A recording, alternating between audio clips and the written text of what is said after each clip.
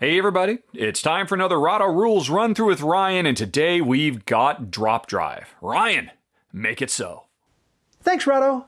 Hi, it's Ryan from Knights Around a Table, and this is a prototype copy of Drop Drive, a fast-playing sci-fi spiritual successor to Dungeon Drop. Phase Shift Games has asked me to teach you how to play, so let's get into it. You and your friends play starship captains cruising the galaxy for asteroids and salvage to sell at different planets, ferrying passengers around while collecting specimens and defeating space pirates, and sometimes each other. The game board is randomly generated by dropping a pile of stuff on top of the sun, which is the leading theory of how our own universe began. I mentioned that this is a prototype version of the game, so elements like this styrofoam sun and these skinny walls will be spruced up for the final version. You kick off the game with a randomized front and back half of a spaceship, which is equipped with two drives. The drop drive, which lets you warp into the galaxy from a certain height, and the rocket drive, which determines the distance you can fly once you get there.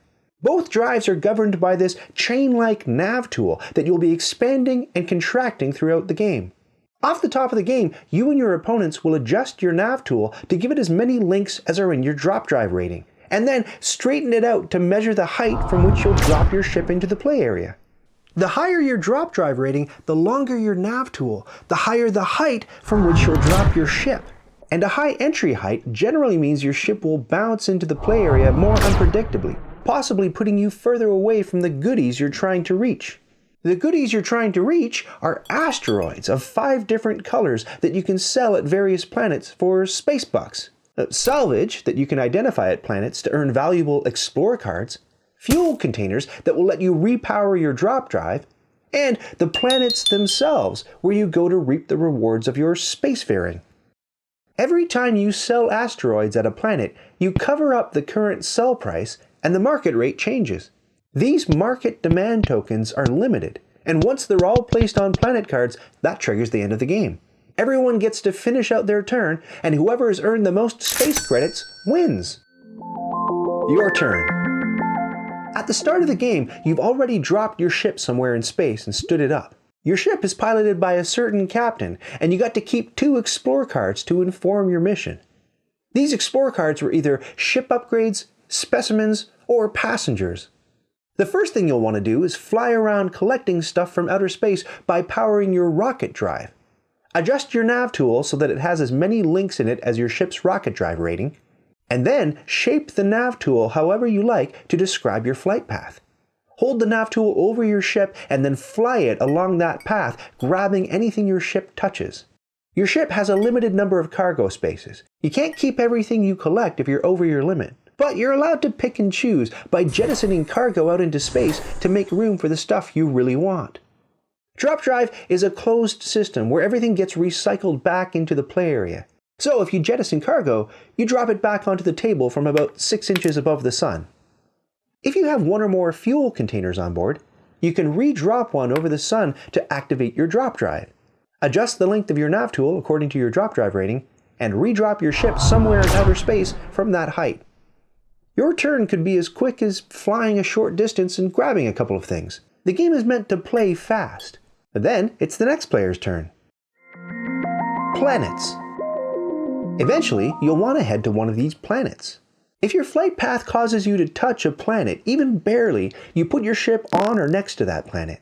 This ends your flight, and doing stuff at the planet completely ends your turn. What do you do at a planet? Well, ignore this bit. Remember, this is a prototype. First, you can deliver any passengers you have on board. Certain passengers want to fly to certain planets. They give you various rewards. For example, this guy gets you more money for selling asteroids on this trip. Well, these guys let you grab certain types of cards from the discard pile. When you're done, the passengers themselves go face up in the discard pile. Next, you want to identify any salvage you have on board. You get to draw 1 explore card for each piece of salvage you identify. Then drop the salvage back into the play area over the sun. And now it's time to sell any asteroids you have on board. Different planets pay different prices for different colors of asteroids, and a planet never likes to buy back its own matching color. You always sell your asteroids for the price on the leftmost uncovered square. So if you were selling blue asteroids to planet Alpha, You'd get 3 Buckazoids for each one. Sell 3 blue asteroids, get 9 credits. You can sell as many asteroids in as many colors as you want to, as long as the planet's buying. In this example, Planet Hive has had its fill of pink asteroids, so you can't sell them there. Once you're finished selling, you cover up the leftmost spot on any asteroid color you sold with one of these market demand tokens. Remember that once these tokens are all used up, well, that triggers the end of the game. After you sell your asteroids, you get to explore the planet. Look at your ship's Explore rating and draw that many cards from the deck. You only get to keep one of those cards, but ships with better Explore ratings mean you get more options before deciding which card to keep. Finally, if the planet has a pirate parked there, you drop that pirate into space. And whether or not you did that, you activate all pirates who are in space. Pirates always move to the closest asteroid of their color and steal it, placing it on their matching planet as a bounty. You'll be able to fight these pirates and claim their bounty. We'll see how that works in a second. If there are no matching asteroids for a pirate to steal, you return that pirate to its planet and redrop the bounty it's collected, which means that everyone has missed the chance to battle that pirate and nab its booty. Well, that concludes all of your planetary activities. Doing planet stuff completely ends your turn, so you can't keep flying around or activating your drop drive. Combat! There are 2 things you can fight in drop drive: pirates and each other. If you adjust your flight path so that you touch a pirate, you get a chance to defeat that pirate and claim its bounty. You roll 1 die, and the player to your right rolls a die for the pirate. Whatever number you roll, you have to adjust it by your ship's battle rating.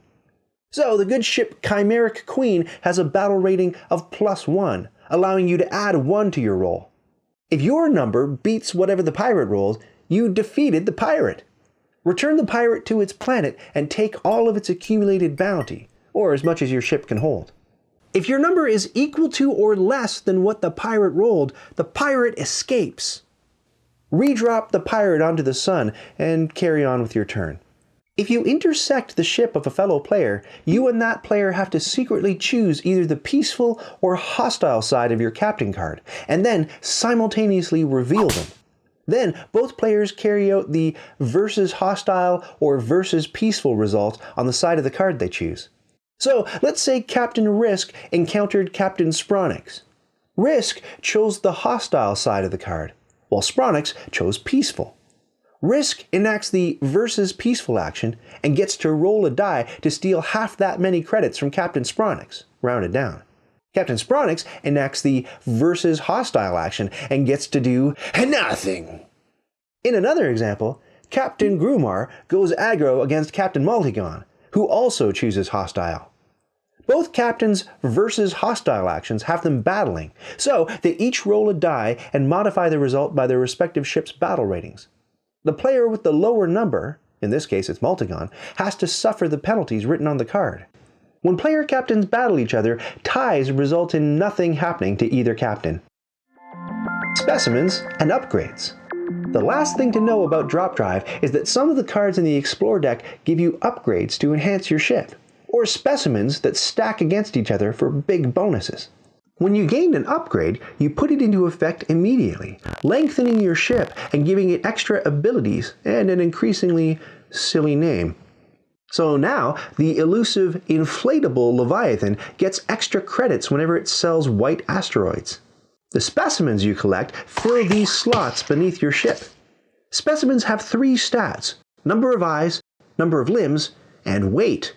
Some specimens give you endgame points, like this biotech specimen, which nets you 2 credits for every ship upgrade you have at the end of the game.